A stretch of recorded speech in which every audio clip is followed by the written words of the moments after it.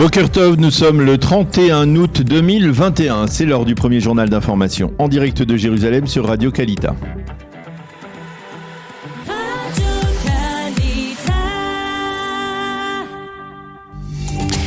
Et oui, direction nos studios à Jérusalem avec notre correspondant Daniel Haïk. Et bonjour Daniel, et ce matin on revient sur la disparition d'un soldat israélien. On en parle depuis plusieurs jours, plusieurs milliers de personnes ont assisté hier à ses obsèques. C'est le sergent-chef Barel Adaria Shmueli qui s'est éteint hier après-midi.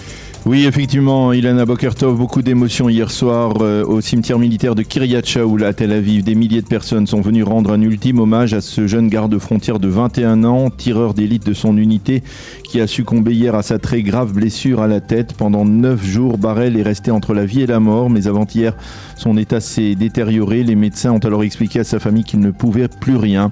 Hier, lors des obsèques, la mère de Barel, Nitsa, a lancé un terrible cri du cœur en direction du gouvernement israélien.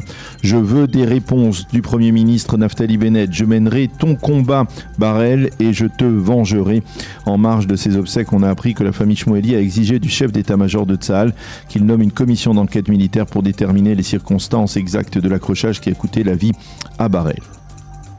Et puis pendant ce temps, toujours hier soir, des Arabes palestiniens ont poursuivi leur manifestation le long de la frontière entre Israël et la bande de Gaza. Oui, et l'on a assisté à de nouveaux heurts entre ces manifestants palestiniens et les forces de Tsahal déployées le long de la frontière. Selon les Palestiniens, 3 manifestants ont été blessés au cours de ces heurts. Le chef d'état-major de Tsahal, le général Aviv Kochavi, a précisé hier que si le calme ne revenait pas dans le sud du pays, Tsahal n'hésitera pas à lancer une nouvelle opération militaire dans la bande de Gaza. Selon lui, les préparatifs en vue d'une telle opération ont débuté dès la fin de l'opération Gardien du Mur en mai dernier. Et puis le voile se lève peu à peu sur la rencontre d'avant-hier soir à Ramallah entre le ministre israélien de la Défense, Benny Gantz, et le président de l'autorité palestinienne, Mahmoud Abbas. Oui, et selon des sources palestiniennes, Abbas aurait demandé au cours de cette rencontre à Benny Gantz d'autoriser la restitution par Israël des corps d'environ 80 terroristes palestiniens qui sont actuellement toujours détenus par Israël. Gantz aurait affirmé qu'il envisagera cette demande. Au cours de la rencontre, Abbas a réaffirmé son engagement à lutter contre le terrorisme et à se démarquer de tout acte de violence, mais il a également demandé que les forces de Tsahal cessent d'opérer dans les grandes villes palestiniennes et qu'Israël agisse contre ce qu'il a appelé la violence des habitants des implantations juives. À noter qu'au cours de cette rencontre, Benny Gantz n'a pas soulevé 2 dossiers qui sont pourtant dominants dans les relations entre Israël et les Palestiniens. Le premier, c'est celui de la poursuite des virements d'allocations aux familles des terroristes palestiniens. Le second, c'est l'activisme de l'autorité palestinienne dans les enquêtes menées contre Israël par la Cour pénale internationale à La Haye.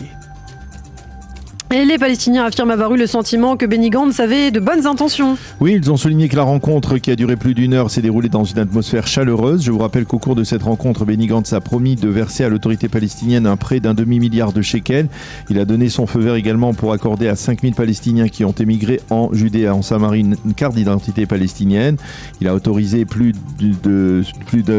milliers de travailleurs palestiniens à venir travailler en Israël et a confirmé son accord à la construction d'unités de logement pour les Palestiniens dans la zone C qui est sous contrôle militaire israélien. Pourtant, ce matin, certains médias font état d'une tension entre Benny Gantz et Naftali Bennett. Bennett a refusé à Benny Gantz de sa demande d'être celui qui interviendra au cours de la session spéciale de la Knesset au nom du gouvernement à propos du nucléaire iranien. Apparemment, Benny Gantz serait allé trop loin dans les gestes en faveur de Mahmoud Abbas lors de leur rencontre, ce qui aurait particulièrement déplu à Naftali Bennett.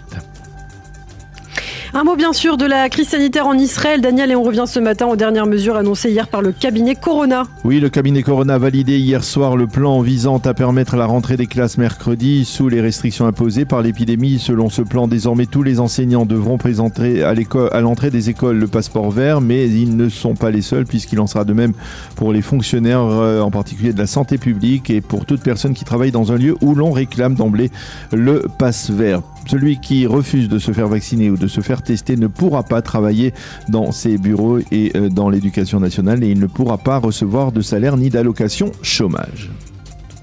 Mais ce n'est pas tout, le cabinet a également annoncé des restrictions concernant l'esplanade du mur occidental. Et oui, en perspective des grands offices des Slichot qui se déroulent donc sur l'esplanade du mur occidental, le cabinet a imposé des restrictions qui ne seront imposées nulle part ailleurs. Le nombre de fidèles qui pourront participer à ces Slichot chaque nuit vers minuit ne devra pas dépasser les 8000. Ces fidèles seront partagés en 18 capsules avec obligation de port de masque. Cette décision est d'autant plus surprenante que le même cabinet Corona n'a pas imposé les mêmes restrictions pour les milliers de fidèles musulmans qui se rendent chaque vendredi sur le mont du Temple.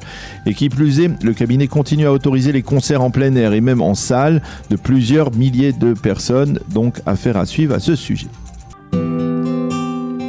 Une page météo, maintenant le temps sera normal pour la saison avec bien entendu un temps qui reste ensoleillé sur l'ensemble du territoire israélien. Les températures seront normales, 31 degrés à Jérusalem, 30 à Tel Aviv et 38 degrés à Eilat.